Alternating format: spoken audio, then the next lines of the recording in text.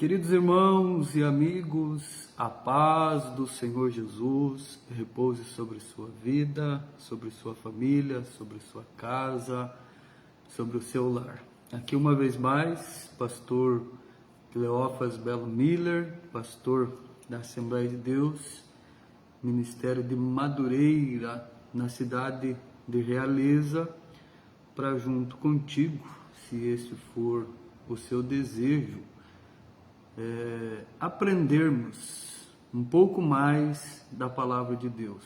Estivemos aí alguns dias já meditando sobre assuntos importantíssimos que dizem respeito a nós, aos nossos dias, e hoje nós vamos dar mais um passo nesse assunto. E para fundamentar a nossa meditação de hoje, gostaria de te convidar a abrir a sua Bíblia comigo no Evangelho de Mateus, capítulo 22, e os versículos 34 ao 40. Evangelho de Mateus, capítulo 22, versículos 34 ao versículo 40. Nos diz assim a palavra do Senhor. E os fariseus, ouvindo que ele fizera emudecer os saduceus, reuniram-se no mesmo lugar. E um deles, doutor da lei, interrogou-o para experimentar, dizendo: Mestre, qual é o grande mandamento da lei? E Jesus disse-lhe: Amarás o Senhor teu Deus de todo o teu coração, de toda a tua alma e de todo o teu pensamento. Este é o primeiro e grande mandamento. E o segundo, semelhante a este, é: amarás o teu próximo como a ti mesmo. Desses dois mandamentos dependem toda a lei e os profetas. Eu tenho conversado com os irmãos, comentado a respeito de textos bíblicos, bibliocêntricos, que infelizmente nos nossos dias eles têm sido um pouco esquecido, um pouco deixado de lado, um pouco deixado à parte. Por quê? Porque são textos verdades bíblicas que elas muitas vezes fogem ao interesse do ser humano hoje. São textos que às vezes, verdades bíblicas que às vezes não são muito boas de ouvir, vamos dizer assim. Porque como é bom nós meditarmos, pensarmos, examinarmos, comentarmos da palavra de Deus, aqueles textos que contêm as promessas de Deus, que são verdades, que são excelentes verdades bíblicas. Porém, uma coisa que nós não podemos fazer da palavra de Deus é pegar textos que nos convém, que nos agrada, que achamos interessantes, que achamos bom, e excluirmos todo o restante da palavra de Deus. Nós não podemos pegar um texto ou outro da palavra de Deus que nós gostamos e excluir todos os restantes. Nós precisamos examinar a Bíblia como um todo, porque nós entendemos que a Bíblia, ela não apenas contém a palavra de Deus. Não é um texto ou outro que é a palavra de Deus. Na verdade, a Bíblia é a palavra de Deus. A Bíblia não apenas contém, mas é a palavra de Deus. Isso é muito diferente. Porque se a Bíblia apenas contesse a palavra de Deus, nós poderíamos encontrar um texto ou outro, o qual, sob nosso julgamento, é a palavra de Deus, e excluir aqueles que, sobre nosso julgamento, não é palavra de Deus, mas foi registrado por homens. Mas a Bíblia, apesar de registrada por homens, ela é inspirada por Deus. Toda a Bíblia, palavra por palavra, é inspirada por Deus. Então, quando nós vamos fazer uma leitura da palavra de Deus, examinar a palavra de Deus, nós precisamos fazê-lo como um todo, sem excluir nenhum texto da mesma. Então, olhando sobre esse prisma, nós não podemos falar apenas de texto que nós gostamos ou achamos conveniente, mas até mesmo aqueles textos que vêm muitas vezes em confronto com aquilo que nós achamos, com aquilo que nós pensamos, com aquilo que aos nossos olhos humanos é uma verdade. Mas se confrontada pela palavra de Deus, quem deve se dobrar somos nós, e não a palavra. Porque a palavra é a palavra de Deus, é a verdade suprema. Nós comentamos sobre isso no último vídeo, a Bíblia sendo a genuína palavra de Deus, sendo a verdade, sendo ela toda a verdade. Só que muitas vezes nós pegamos e meditamos muitos textos da palavra de Deus e outros, como disse, que não nos parece ser conveniente, agradável, nós acabamos deixando de lado. E é esses textos que eu tenho buscado apresentar, debater. Isso não quer dizer que em um momento ou outro nós vamos falar sobre as promessas de Deus, sobre assuntos tão bons, maravilhosos para aqueles que são fiéis.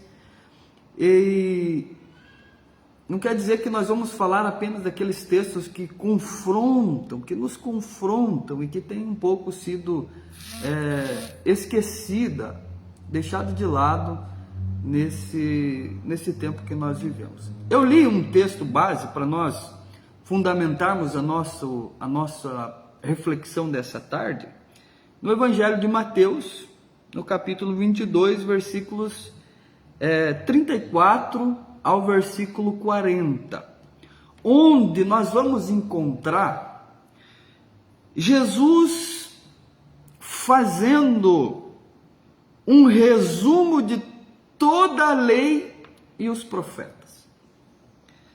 Quando questionado ali pelos fariseus, que ouviram que Jesus calara e emudecera os saduceus com a sua doutrina, com os seus ensinamentos, eles de pronto vão e perguntam a Jesus qual era o grande mandamento da lei. E Jesus de pronto dá uma resposta e que, em simples palavra, resume aquilo que, diz Jesus, depende toda a lei e os profetas. E Jesus diz assim, versículo 37, E Jesus disse-lhe: amarás o Senhor teu Deus de todo o teu coração, de toda a tua alma e de todo o teu pensamento. Este é o primeiro e grande mandamento. E o segundo, semelhante a este, é: amarás o teu próximo como a ti mesmo. E aí Jesus encerra falando no versículo 40, esse assunto. Jesus diz assim: desses dois mandamentos dependem toda a lei e os profetas.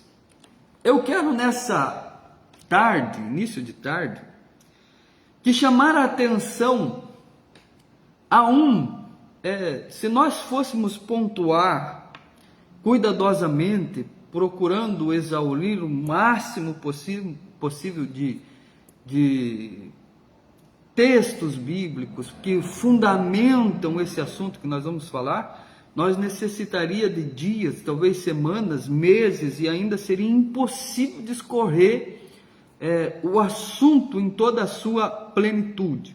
Porém, eu quero te chamar a atenção hoje a esse primeiro e grande mandamento que o Senhor, nosso Deus, Ele estabelece desde o princípio, desde o início.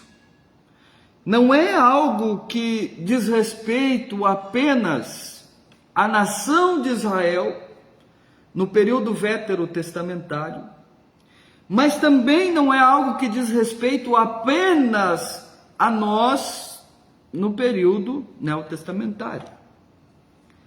Ainda desde o princípio, Deus estabelece não um pedido, não uma sugestão, mas um mandamento que, se nós quisermos agradar a Deus, Ele precisa ocupar um lugar de primazia, ser o primeiro em nossa vida.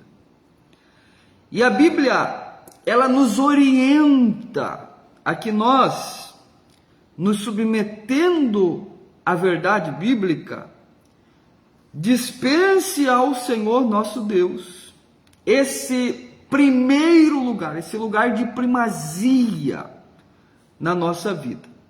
E aliás, em todos os aspectos da nossa vida. Jesus diz que o Senhor nosso Deus, Ele precisa estar em primeiro lugar, precisa ser amado por nós, primeiro de todo o nosso coração, segundo de toda a nossa alma, e também de todo o nosso pensamento, ou seja, em todos os aspectos da nossa vida, do nosso ser, Deus precisa ocupar o lugar de primazia. Se nós queremos agradar a Deus, nada, nem ninguém pode ocupar o lugar que em nossa vida precisa ser ocupado tão somente e exclusivamente por Deus. Se existir qualquer coisa ou alguém que ocupe em nossa vida o lugar que deve ser ocupado por Deus, consequentemente, nós estaremos desagradando ao nosso Deus.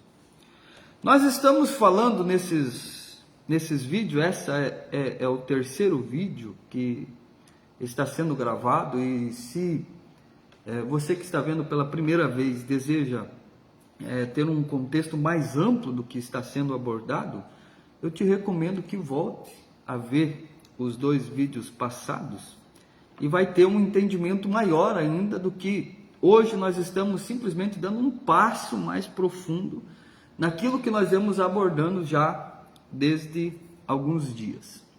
E nós estamos falando sobre como é que o reino que está profetizado na Bíblia, embora pouco falado, a manifestação física do anticristo.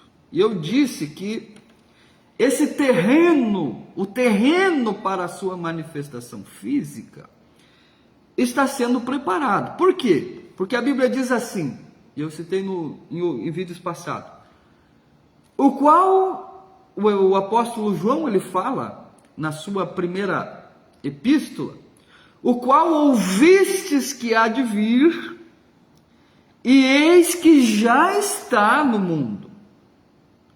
Nós, muitas vezes, nos pegamos esperando a sua manifestação física, ou tendo a consciência de que em um momento isso acontecerá, e que esperamos fazer parte do arrebatamento da igreja e não passar por esse evento de manifestação e governo do anticristo na terra.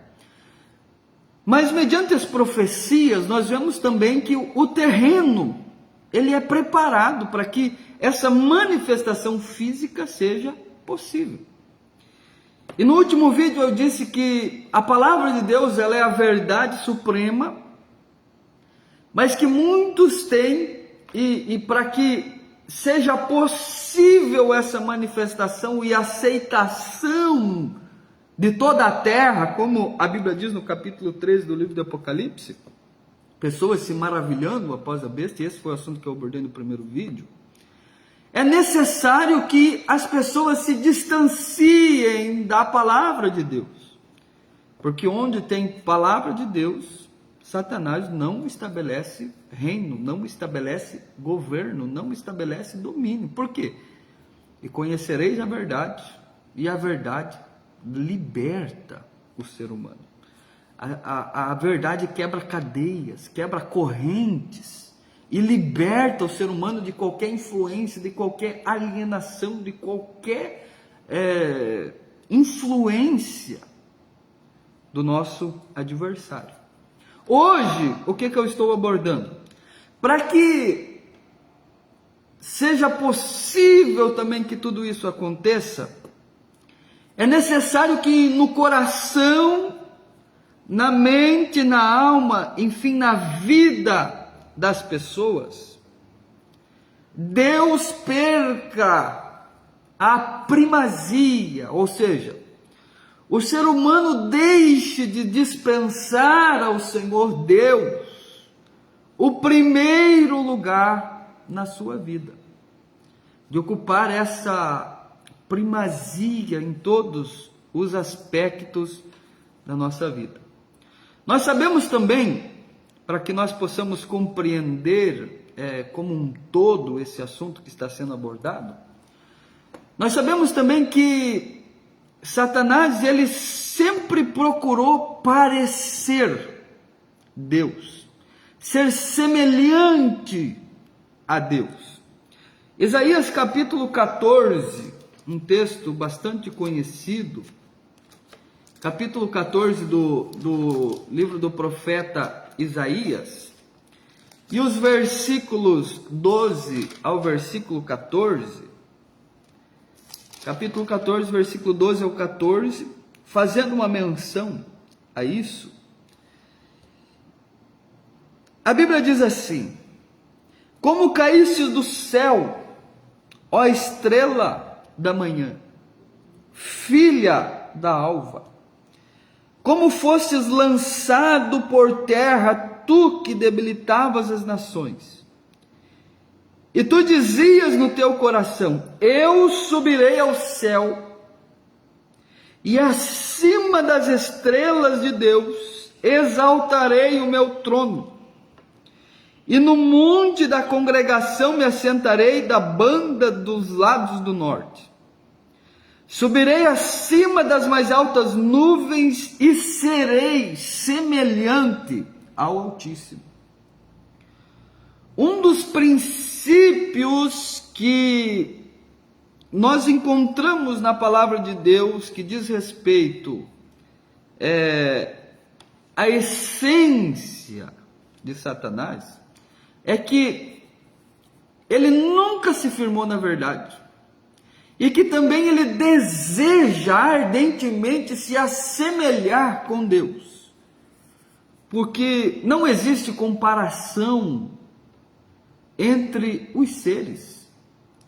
O nosso Deus trino, ele possui atributos que ele não comunica com ninguém mais. Apesar de possuir atributos que ele comunica conosco, que nos faz participantes, como por exemplo a sua santidade, a verdade, enfim, justiça, tantos atributos que o Senhor comunica com nós, existem atributos de Deus que apenas Deus possui. Por exemplo, apenas Deus é onipresente. Apenas Deus pode estar em todos os lugares ao mesmo tempo. Satanás não pode. Satanás não pode estar em realeza e no Brasil e no Japão ao mesmo tempo. Onisciência, saber todas as coisas, enfim, é uma série, não tem como comparar. Mas ele ardentemente deseja em seu coração se parecer, se assemelhar a Deus. O que o texto diz? Serei semelhante ao Altíssimo. Os irmãos já vão entender o que eu estou falando. No segundo livro de Tessalonicenses, no capítulo 2, segundo Tessalonicenses, capítulo 2, e também versículo 3 ao versículo 4, a Bíblia diz assim, falando a respeito do iníquo. Aqui a Bíblia está falando da sua manifestação física, precedida pela apostasia, mas que nós encontramos algumas características que diz respeito a ele, mesmo hoje, quando a sua operação ainda é de forma espiritual e não física, apesar de que chegará um momento em que a sua operação será física, mas hoje ainda é o espiritual. E a Bíblia diz assim, versículo 3, ninguém de maneira alguma vos engane, porque não será assim sem que antes venha a apostasia e se manifeste o homem do pecado, filho da perdição. Versículo 4, o qual se opõe e se levanta contra tudo que se chama Deus ou se adore, de sorte que se assentará como Deus no templo de Deus, querendo parecer Deus. Olha só, os assuntos são amplos e vastos e nós não vamos se apegar a cada detalhe, mas para que se chegue a um entendimento de que um dos desejos que ele nutre no seu ser é querer parecer Deus. Se assentará como Deus no templo de Deus, querendo parecer Deus. Ele deseja ardentemente ocupar o lugar de Deus. Os irmãos entendem? Eu dizia que para que nós agrade a Deus, Deus precisa ocupar a primazia em todos os aspectos da nossa vida. Porém, o adversário de nossas almas, ele ardentemente deseja ocupar o lugar de Deus. E como, para que uma pessoa se submeta ao seu governo, ele não precisa que a pessoa creia que ele existe. Ele não precisa que a pessoa o aceite em sua vida. A única coisa que ele precisa para que uma pessoa seja submetida à força ao seu governo, ele necessita que o templo esteja vazio, desocupado. Ele necessita de uma brecha. Não é uma porta aberta. Jesus, o Espírito Santo de Deus, é um Deus que respeita, é de respeito. E diz no livro de Apocalipse: eis que eu estou à porta e bato. Se alguém abrir a porta, eu entrarei, cearei com ele e ele comigo. Então, para que Jesus entre e faça morada na nossa vida, é necessário que nós abra a porta de nosso coração. Porém, este que deseja ocupar o lugar de Deus, ser semelhante a Deus, basta que a casa esteja desocupada e uma brecha aberta para que ele entre e submeta essa pessoa ao seu governo. No capítulo 12, e o versículo 43 ao versículo 45 do Evangelho de Mateus, Mateus capítulo 12, versículos 43 ao versículo 45, a Bíblia Sagrada nos diz assim: e quando o espírito imundo tem saído do homem, anda por lugares áridos, buscando repouso, e não o encontra. Então diz: voltarei para a minha casa de onde saí. E voltando, acha-a desocupada, varrida e adornada. Então vai e leva consigo outros 7 espíritos piores do que ele, e entrando habitam ali. E são os últimos atos desse homem pior do que os primeiros. Lembra que nós falamos assuntos poucos falados? Está aqui. Quando que é pregado, é falado, é anunciado em muitos lugares esses assuntos? A Bíblia diz que nós somos uma casa. São inúmeros os textos. Que nós somos o templo. Eu já vou ler texto onde que diz que nós somos o templo do Espírito Santo que habita em nós. Então a Bíblia diz que nós somos casa, que nós somos templo. E aí, quando uma pessoa abre a porta do seu coração e recebe Jesus em seu coração, a Bíblia diz que ele entra e limpa essa casa, adorna essa casa.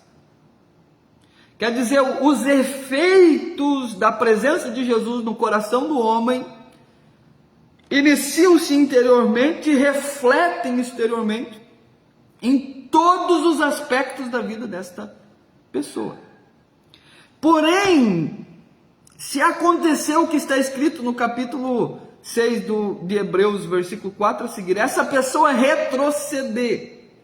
E a Bíblia diz que é como o cachorro que volta a comer o próprio vômito, como a porca lavada que volta ao despojadouro de lama. A Bíblia diz que esse espírito que saiu do coração do homem, ele vai, encontra 7 piores do que ele. Isso é Bíblia, gente, é Bíblia. Encontra 7 piores do que ele, volta, ocupa essa vida, e o último estágio desse homem se torna pior do que o primeiro. É isso que a Bíblia diz. Jesus necessita que a porta seja aberta. Ele não. Se houver uma brecha e a casa estiver desocupada, ele entra, traz consigo 7 piores do que ele, e torna o último estágio da vida dessa pessoa pior do que o primeiro estágio, que já era ruim, porque existia a operação de um único espírito, mas quando ele sai, ele volta se essa casa estiver desocupada. Agora, quando Jesus está ocupando essa casa, não há mais lugar para esses espíritos. E nós somos. A Bíblia diz que nós somos casa. Também diz que nós somos templo. O nosso corpo é templo. Abra sua Bíblia comigo. 1 Coríntios, no capítulo 6. 1 Coríntios, capítulo 6. E os versículos 16 ao versículo 18, a Bíblia diz assim: ou não sabeis, só deixa eu encontrar aqui bem certinho o texto, versículo 19,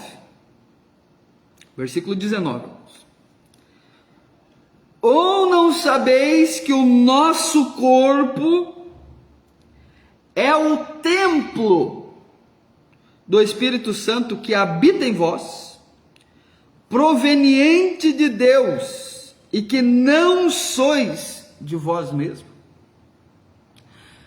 Vocês percebem como nós somos uma casa, um templo? A Bíblia assemelha a isso. E o sendo, necessitamos dispensar a Deus, ao Espírito Santo, que faça morada, que ocupe. E existe um ditado que diz assim, que dentro de cada ser humano existe um vazio tão grande, tão infinito, que ele é exatamente do tamanho de Deus. Apenas Deus infinito consegue ocupar esse lugar.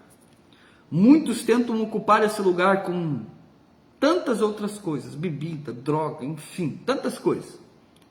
Mas é impossível satisfazer, porque apenas Deus pode ocupar, preencher esse vazio, esse espaço. E é uma verdade. Nós somos casa, não pode ficar desocupada. Nós precisamos ser o templo do Espírito Santo. No capítulo 3, e o versículo 16 e 17, a Bíblia diz assim: não sabeis vós que sois o templo de Deus, e que o Espírito de Deus habita em vós? Se alguém destruir o templo de Deus, Deus o destruirá, porque o templo de Deus, que sois vós, é santo. A Bíblia diz que nós somos o templo de Deus. Quando o Espírito Santo habita nesse templo, ele regenera tudo que o pecado degenerou. E agora nós nos tornamos participantes da natureza de Deus, da essência de Deus, dos atributos de Deus. E o Espírito Santo, ele passa a gerar em nós o fruto do Espírito, e tudo que é referente ao reino espiritual de Deus. Agora, quando desocupada a casa, a Bíblia diz assim: não entristeçais o Espírito Santo. Se nós entristecermos o Espírito Santo, ele pode se retirar da nossa vida. Não extingais o Espírito. A Bíblia nos orienta a isso. E for ocupado, o que vai aflorar é a natureza caída, a natureza pecaminosa. Ela vem à tona na vida da pessoa. Ela vem à tona, ocupa o lugar. Não existe meio termo. Ou somos templo do Espírito Santo, ou se deixarmos essa casa vazia, ela acaba se tornando morada de espíritos malignos. A Bíblia nos ensina isso. Não existe meio termo. Vocês lembram aquela frase que diz que tinha um muro, E tinha uma pessoa que estava em cima desse muro. De um lado tinha um anjo e de outro lado existia um espírito maligno. E o anjo, ele dizia assim, ó, vem para o meu lado, passe para cá, vem para o meu lado, quero fazer morada na tua vida, vem para cá. E aquele outro espírito estava lá, com os braços cruzados. É claro que é uma figura para nós entendermos uma verdade bíblica. E aí aquela pessoa se incomodou e disse, mas por que é que você não está me chamando? Se referiu a esse espírito maligno. Ao passo que o anjo está lá chamando, vem, passe para esse lado, vem para cá. Aí ele diz assim, é porque o muro é meu. Quem está em cima do muro não tem meio termo. Já automaticamente pertence a ele. Para que nós sejamos ocupados, habitados por Deus, Deus precisa ser o primeiro, ocupar primazia na nossa vida. Vocês veem aonde que isso implica quando nós fazemos com que Deus fique em segundo lugar na nossa vida e o como isso é sério. Ele não precisa de brecha, o nosso adversário não precisa de porta aberta, basta uma brecha, um pequeno espaço, e a casa desocupada, ele entra e faz morada. Como eu disse, que ele não precisa que creia nele. Satanás não precisa que as pessoas creiam nele. Ele não precisa que as pessoas o aceitem para que ele entre na sua vida. Basta tão somente que as pessoas se distanciem de Deus. O objetivo dele não é se apresentar com chifre e rabo vermelho. Não, de forma nenhuma. Se ele chegar assim, todo mundo sai correndo. O que ele faz? Ele vem querendo parecer Deus, querendo se assemelhar com Deus. Ele vem colocando coisas, objetos, enfim, tantas coisas para ocupar o lugar de Deus, para nos distanciar de Deus. E por consequência, nos distanciando de Deus, a casa fique vazia e ele possa entrar e fazer morada e escravizar essa pessoa a tal ponto que o seu último estágio se torne pior do que antes da pessoa ter recebido Jesus. Aí eu te faço uma pergunta. Deus tem sido primeiro na sua vida? Tem ocupado um lugar de primazia na sua vida? Qual tem sido as suas prioridades? O que é prioridade na sua vida? Deus tem sido prioridade na sua vida? O reino de Deus tem sido prioridade na sua vida? As coisas de Deus têm sido prioridade na sua mente, no seu coração, na sua alma? Ou existem outras coisas ocupando o lugar de Deus e te distanciando de Deus, entristecendo o Espírito Santo de Deus? Muitas vezes, pense comigo, quando diz respeito a Deus, ao reino de Deus, as coisas de Deus, nós achamos um monte de desculpa. Hoje eu não posso orar porque não tenho tempo. Eu não leio a Bíblia porque o meu óculos está ruim, ou não enxergo, ou não faço por causa disso, não faço por causa daquilo. E nós acabamos muitas vezes enchendo de desculpas e mais desculpas, porque nós não queremos admitir que Deus não é prioridade, que não ocupa o primeiro lugar, mas que simples objetos muitas vezes estão ocupando o lugar que Deus deveria ocupar na nossa vida. Pense comigo, medite aí. Você que está assistindo e que ainda vai assistir. Não é fácil pegar um celular e ficar 1 hora, 2 horas, 3 horas num celular na frente de uma TV, e não que isso seja ruim, seja errado, não estou falando isso. Mas como é difícil ficar 10 minutos com a Bíblia aberta, examinando a palavra de Deus? O que isso significa? Que a palavra não é prioridade. Porque aquilo que é prioridade na nossa vida, nós damos um jeito de fazê-lo. Por exemplo, nós precisamos trabalhar. Isso é honroso. A Bíblia explana isso em todas as suas páginas. E amanhece porventura o tempo chovendo.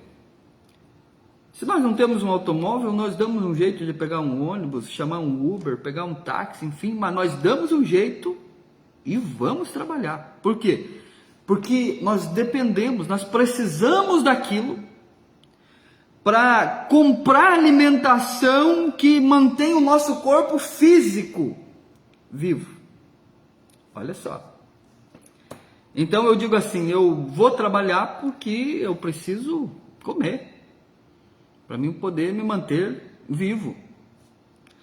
Mas Jesus disse assim, não só de pão viverá o homem, mas de toda a palavra que sai da boca de Deus. Não é só o pão, a comida, o alimento físico que mantém-nos vivos, mas a palavra de Deus também é alimento para manter-nos vivos, para manter o nosso ser espiritual, a nossa espiritualidade viva.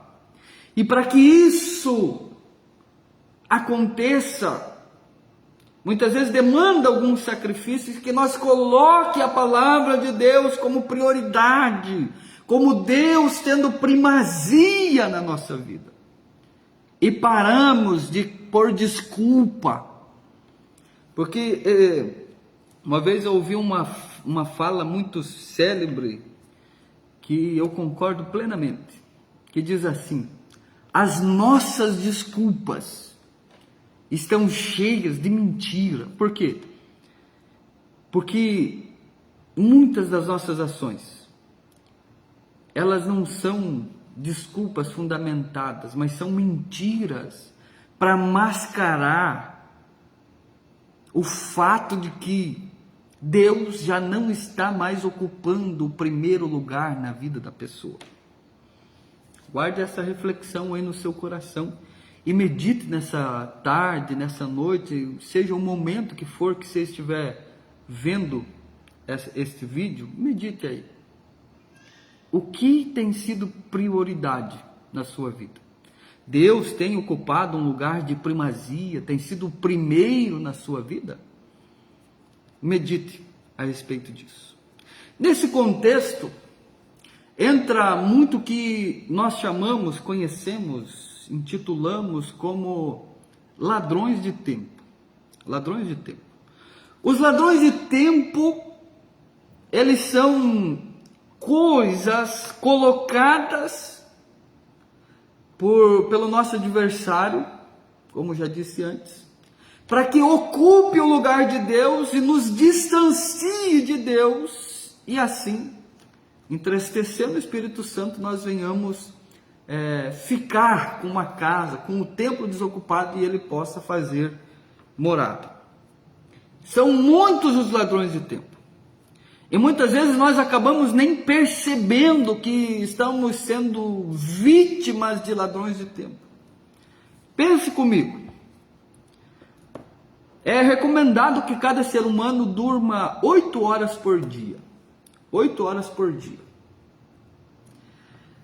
A nossa carga horária de trabalho também é 8 horas por dia.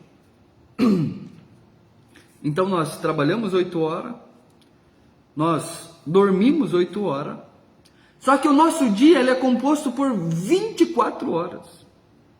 O que significa dizer que, além do trabalho e do tempo que nós dormimos, nós administramos mais 8 horas. E às vezes dizer que não sobra 20 minutos de 8 horas para nós pegarmos a palavra de Deus e ler, para nós orarmos, para nós buscar uma comunhão com Deus. São as prioridades. O que é prioridade? São os ladrões de tempo. Esse tempo que nos sobra e que deveria ser o primeiro, porque se Deus ocupa a primazia, então deveria ser o primeiro, o melhor tempo dispensado para Ele. Mas é consumido pelos ladrões de tempo. Celular, eu não estou dizendo que é errado, é uma grande ferramenta e muito útil, inclusive eu estou usando uma agora para levar uma palavra de Deus até o teu coração. Mas é fácil pegar, abrir um Facebook, um Instagram, um Twitter, enfim, seja o que for, e ficar 1 hora, 2 horas, 3 horas, 4 horas. Aquilo consumindo, sugando todo o tempo que deveria ser dispensado para as coisas de Deus. Ladrão de tempo, que nos mostra qual é a nossa prioridade. Nós dizemos assim, o nosso trabalho é muito importante porque vem a nossa provisão, e realmente o é. Por quê? Porque se nós não trabalharmos, não tem como viver. Isso faz parte da nossa vida. Mas olha, tão importante quanto o trabalho, o que Jesus disse. Vamos usar um exemplo de Jesus, capítulo 4 do Evangelho de João. Capítulo 4 e o versículo 31 ao versículo 35.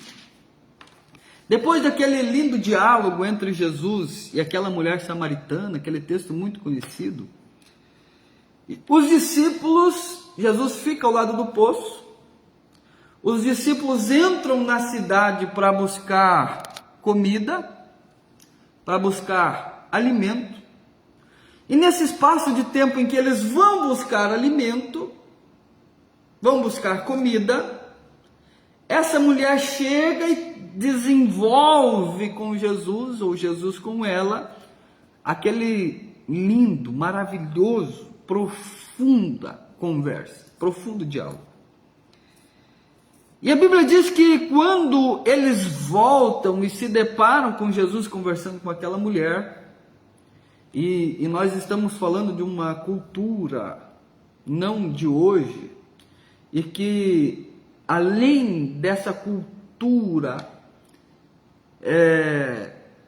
judeus e samaritanos não se davam bem, já em uma intriga antiga, desde o período veterotestamentário e intertestamentário.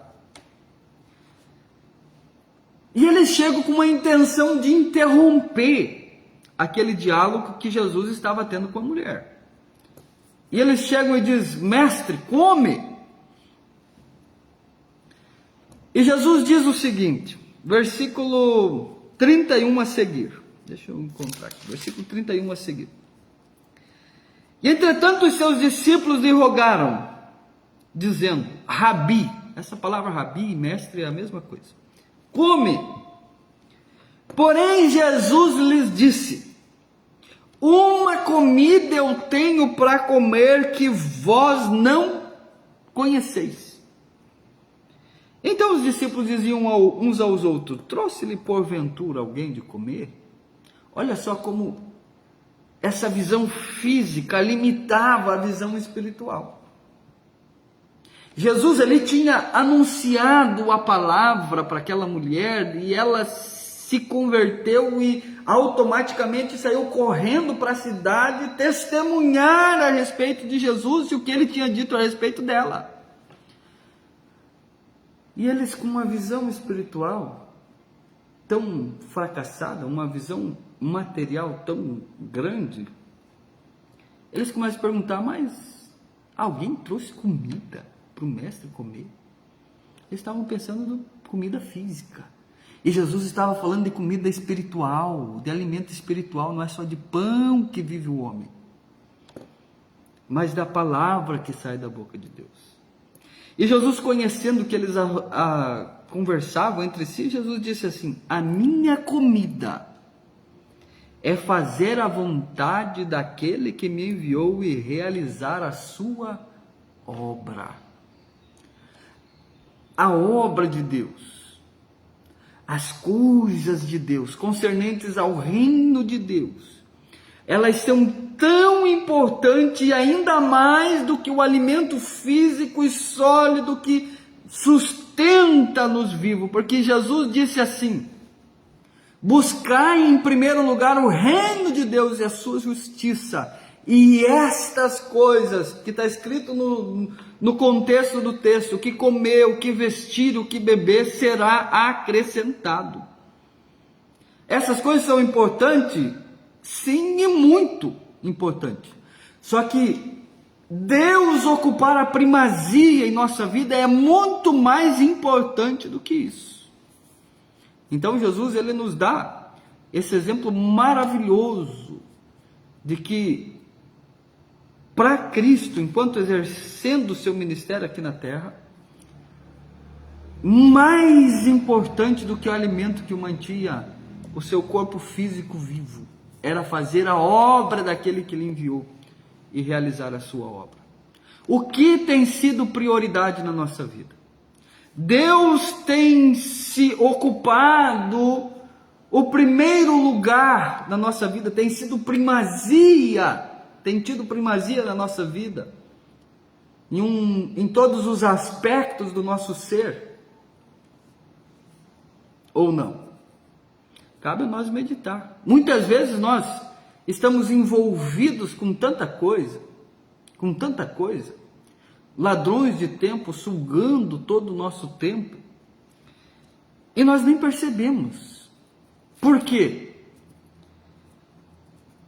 Às vezes nós estamos sofrendo influências espirituais negativas na nossa família, na nossa vida, na nossa comunhão com Deus, e acabamos nem percebendo, porque nós estamos cegos espirituais, porque a pessoa está cega espiritual, sem ver a operação de quem está por trás, fazendo com que tantas coisas ocupem o lugar de Deus, da palavra de Deus, para que a pessoa, se afastando de Deus, deixe o seu tempo, a sua casa desocupada.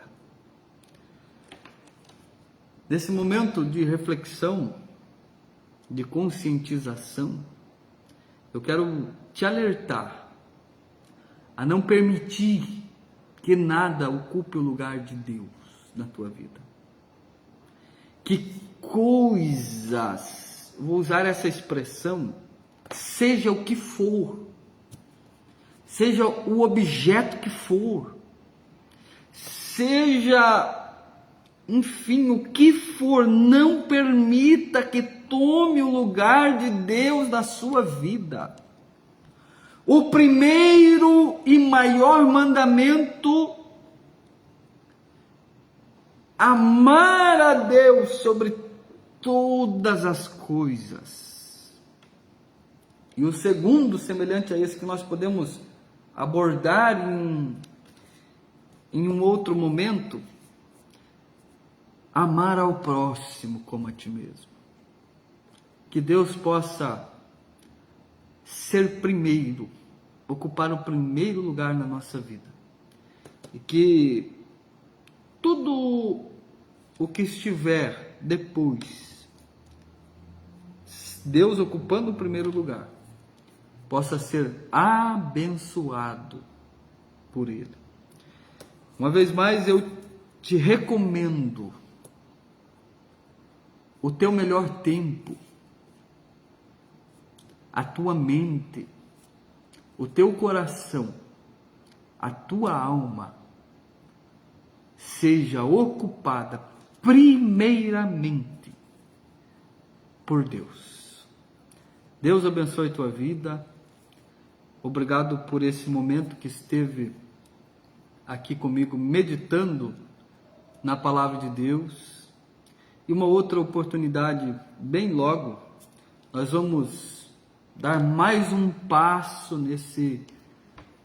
nessa nossa meditação, nessas nossas reflexões.